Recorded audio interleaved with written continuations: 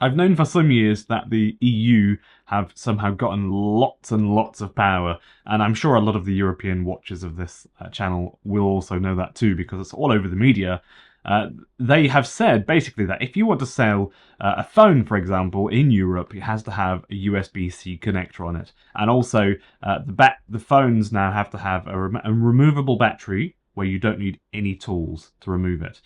These are, I would say, these are good things, but it's also a show of power. And when you put that, with the other stuff in the picture, you really get a sense that the EU are definitely power grabbing. So they're getting everyone to use the EU currency. They are quite often bullies. They don't even use a democratically voted president. It's riddled with nepotism, and I really could go on and on and on for probably like another 5 or 10 minutes before I start to try to think of things that they do that are a bit off. But now they're going after Chinese EV companies. You've probably heard something along the lines of the EU chasing Chinese companies for a bit of extra money or imposing a tariff, but now they're actually taking it one step further, which is pretty fun for them. So I don't know how they can possibly do it other than adding tariffs on Chinese EVs being sold in Europe, which is the whole point of this trip, allegedly. And a report from Reuters, or Reuters, I would say Reuters, but I know a lot of people say Reuters, says, and this is confirmed by going on the website for the EU, by the way, that their investigators are flying to China, so they're sending some investigators, I don't know how many, to go and visit companies such as BYD, Geely, Saic, to do inspections in an attempt at understanding their manufacturing practices, compliance with international standards, and in the impact on European markets. Compliance with international standards and especially with the impact on European markets becoming increasingly impacted because of these new EVs coming from other countries. So as their global footprint becomes larger, or another way to put it, as they take over the market where Volkswagen and Audi and Mercedes operate, the EU needs to figure out a way to thwart as much as possible, I reckon, whilst getting away with as much litigation as physically possible. So if they can do a very genuine and honest report and find horrendous things going on in China, horrendous things, then they will have a reason to explain to the world why they are adding tariffs to Chinese EVs. And that's what I'm thinking. There could be more to it, of course.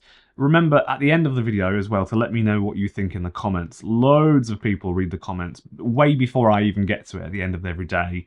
Definitely not just me, so loads of people read them. So use that as a space to voice your opinion. Even if you think I'm wrong or just deluded, but I think most people in Europe would disagree, but, I could be wrong. The inspection of BYD will likely assess BYD's production processes, quality control measures, and adherence to environmental standards, crucial for its expanding presence in European markets, if they kind of want to have a shot at it. EU investigators will probably evaluate Geely's integration of international standards in operations, and especially in light of its collaboration with European companies of late. As the largest car manufacturer in China, Saic's manufacturing practices and export policies are of real considerable interest to the EU. The inspection might focus on Saic's compliance with European regulatory norms, given its ventures in European markets. So, in effect, they're probably going to go and then tell them that you're doing your business in China, but we don't think that it's adequately done if you were to hypothetically do that in Europe, and so therefore we can't allow you to just do it in China and then sell it to us over there. It's a bit of a power grab in a way, but China aren't really known, are they, for having the best working work spaces for its employers and employees, and looking after its staff, etc. So the inspections could also pave the way for greater collaboration or competition between European and Chinese automotive sectors. And I'm sure that the EU will say something pretty akin to that, I think. It's a critical juncture that could shape the future of the European automotive industry, maybe even further afield, actually, not just in Europe.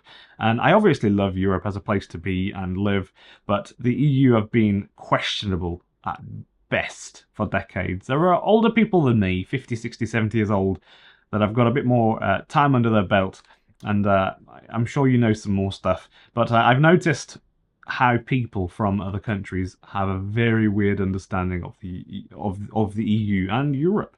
So I imagine that the media, as it transfers to Australia and other countries, the truth gets blurred, or the message gets blurred from what was a French article talking about the EU, and then suddenly ends up in. I've heard some weird stuff. So I've heard sort of 5 or 10 year old comments and arguments and concepts being talked about as if it's very present whilst I've been here in Australia, for example. But I've also heard that in other countries too. It's not just Australia. So in the end, I reckon Chinese EV companies will still be able to sell their cars, but all that will happen is that there may be some sort of tariffs imposed. That's what. 1 second. And then the EU will take a piece of the pie, I suspect. So they're going to use a sort of levy or a tax. So this is happening all over the planet, lots of weird ways. Airbnb in Australia, I think it's 5% just for Airbnb to operate now. So 5% of the money when you buy something from Airbnb, like a room in someone's bedroom, like someone's spare bedroom in Tenterfield, for example, 5% of that money that you pay them as a local person goes to the state government or federal government. I think it's federal government, actually. I'm not so sure. And the argument for that was that it's for if you're taking away from the space that could be rented by local people. So when tourists come, they're making it harder for locals. But what about if you're a local person renting in a local area and you're visiting your kids, for example? This is not really talked about or answered at all in any way, shape, or form. So, but basically, it's just a way to get a slice of the pie, I think, and this is happening all over the place. It's a bit annoying, I suppose, but in another way, if we can stop multinational companies taking coin from our local economies, I think we can all agree that's that's a good thing to do in a way. But in all honesty, I think we can all see that these are just small bits of show, like a display at the front of the government shop. The real damage is being caused behind these things, behind that display.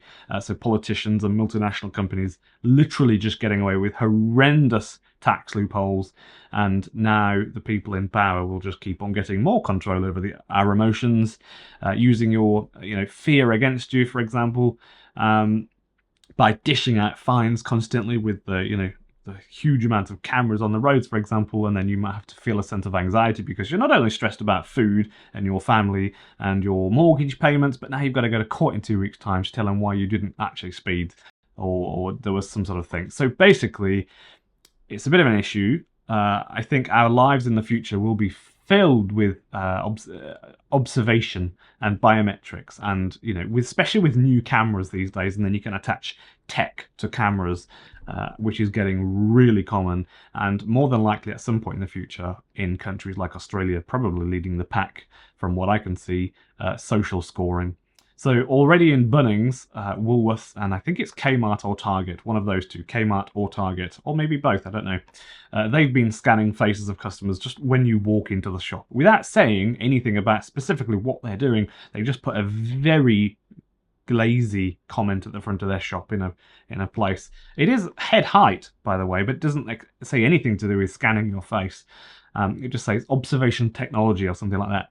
And they got told they have to stop doing that because it's against human rights, and we should be innocent before suspected of being guilty, and not be so heavily observed. Because I'm from the countryside. I grew up in in Europe, in the countryside, and so I know what it's like to not be on camera all the time, observed. And people older than me will know exactly how that it should be like that. I think you shouldn't have to feel like you're being scanned and observed constantly. Yeah, I guess you could move rural, couldn't you? You don't need to live in a city. People here, especially these days with the internet, so you could do a lot of people can work from the internet, in a rural place and not have to be in a densely populated area full of cameras everywhere. So just some thoughts, food for thought. So I hope we're all ready for the next 20, 30 years, because it's going to be dodgy as can be, I reckon. Like really, really dodgy. So I think a bit of prepping could be had here, because it's a bit of a worry. I'm sure there are going to be people disagree with this, and so at least some of it.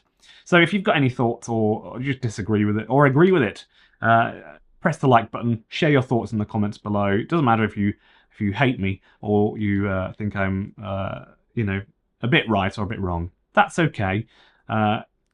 But just remember that if you're offensive or use swear words and I see it, I'll remove it. And if YouTube also lets it through its net, because it does vet comments as it posts them, and afterwards it will take away comments or put them aside for my approval. So I've known comments to appear and then they're not there, and then I check, and then they need to be approved afterwards. So just remember that. And I almost never check the comments approval section because I have other things to do. It's just something to consider, and just keep things a little bit reasonable.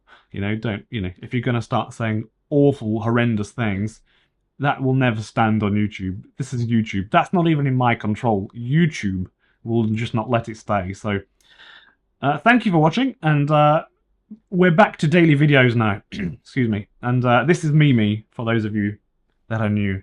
He is now my cat. He was the neighbour's cat, and he was in every second video for the last year that I've done. And I know that there are people, I can't remember your name, but somebody has put a comment saying, basically it's still kind of amusing that it's your neighbour's cat. It's clearly not my neighbour's cat.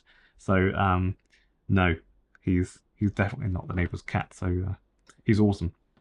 So thank you for watching, and remember to subscribe if you're interested in more daily videos about the EV news from around the world, and maybe occasionally I might get a bit political like this just because it's kind of relevant. But with regards to getting a bit political outside of electric cars and the EV news, what do you all mind that? Let me know if it's a yes or no. Do you want me to be a little bit political like that? I will take it on board. I don't want to sort of annoy people. So thank you for watching again.